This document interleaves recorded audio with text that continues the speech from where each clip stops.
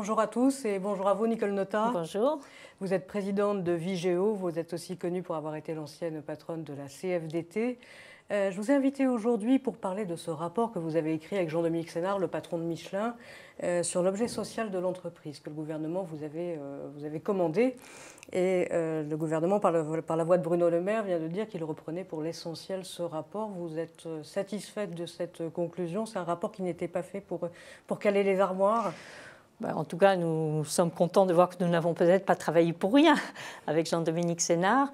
Oui, le plus important, vous savez, le sujet, c'était est-ce qu'il est nécessaire, utile d'inscrire désormais dans le Code civil, c'est-à-dire qui est la clé de voûte du droit finalement, que l'entreprise, bien sûr, est au service de ses associés, personne ne nie ça, donc mais de ses actionnaires, etc., mais qu'elle n'est pas seulement à leur service, bien sûr, tout aussi important que ce soit, mais c'est l'idée qu'elle a aussi un intérêt propre dans son développement et qu'elle doit en conséquence considérer les enjeux sociaux, environnementaux, de gouvernance, que d'ailleurs aujourd'hui beaucoup d'entreprises se sont déjà attachées à faire.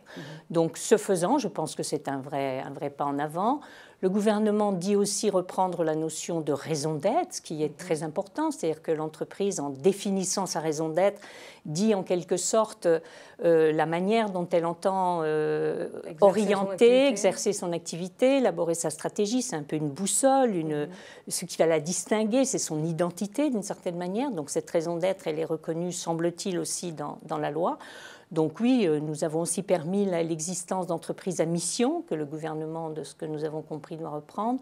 Donc tout ça va dans le bon sens, avec un point très important pour nous, c'est que c'est très bien de dire dans le droit, c'est encore mieux que les conseils d'administration se saisissent de ce sujet.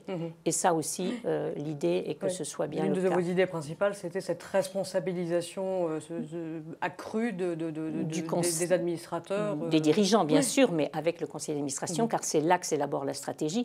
Et les enjeux sociaux et environnementaux, il faut comprendre que ce n'est pas de la bonne action, ce n'est pas ce qu'on fait quand on a occupé tout le reste. C'est vraiment au cœur de la stratégie, c'est source de compétitivité, c'est source d'innovation, c'est source réputationnel aussi, donc c'est de l'actif et donc c'est bien normal que ça rentre au cœur des conseils d'administration. Il y a un sujet que vous avez abordé dans ce rapport un petit peu par la bande, j'allais dire, ce n'était pas au cœur de la mission qui vous avait été confiée, mais vous avez signalé que ce serait bien de réfléchir aussi au rôle et à la qualité des actionnaires, justement, et des investisseurs financiers. Alors là, on parle surtout d'entreprises cotées, pas des PME ou des entreprises familiales.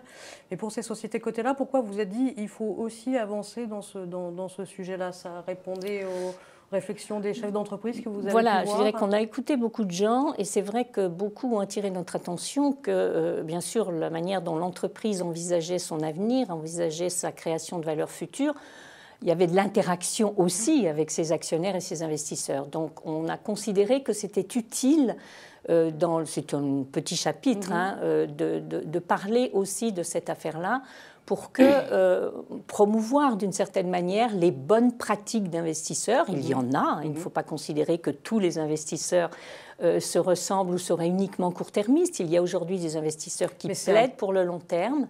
C'est un peu le sentiment des chefs d'entreprise aujourd'hui qui disent vous me demandez ou nous incitez à penser long terme, à penser enjeux sociaux, à penser enjeux environnementaux. Seulement moi, quand je suis face à des analystes financiers ou à des investisseurs financiers, ils me disent c'est quoi ton résultat le trimestre prochain? Si je caricature, c'est un petit peu ça la situation. Et c'est là-dessus qu'il faut essayer d'avancer? Vous caricaturez à peine. On a entendu ces choses-là. On a entendu des chefs d'entreprise nous dire, écoutez, ils nous disaient à tous les deux, avec Jean-Dominique Sénard, vous êtes gentils, mais moi, quand je rencontre des analystes financiers qui sont en face de moi, ils ne viennent pas se préoccuper de mes enjeux sociaux et environnementaux. Donc, y compris quand ils se prévalent de le faire? J'ai entendu, occupez-vous d'eux. De temps en temps, ils disaient ça. D'autres disaient en même temps, désormais, c'est pour ça qu'il y a des pratiques très hétérogènes, désormais, nous avons des rencontres particulières, des questions particulières des analystes sur les sujets socio-environnementaux.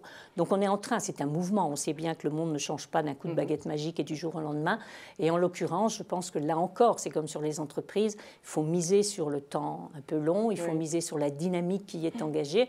Et de ce point de vue, ce que l'Europe est en train de préparer pour promouvoir... Il faut créer une culture européenne aussi de l'investissement. C'est précisément ce que l'Europe est en train de faire, la Commission, puisque après un rapport qui a émis des recommandations très intéressantes pour le développement de la finance verte et durable, la Commission a déjà repris certaines de ces propositions dans son plan d'action, ce qui met l'Europe en situation, et c'est bien heureux, d'être, je dirais, de mettre en valeur une certaine vision de l'économie qui est déjà là, une certaine vision sociale aussi, et donc demain aussi une certaine vision de la finance qui fera le plus grand bien au monde entier si l'Europe véritablement s'engage dans cette voie.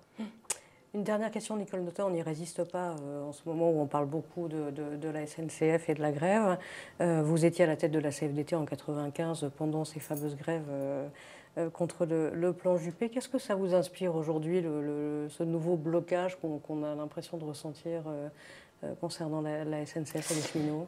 D'abord, je pense qu'il s'est passé du temps depuis 1995 et justement sur les sujets dont on est en train de parler, c'est-à-dire des entreprises qui sont de plus en plus confrontées à un écosystème nouveau, à des défis de nature très très différente et très importante.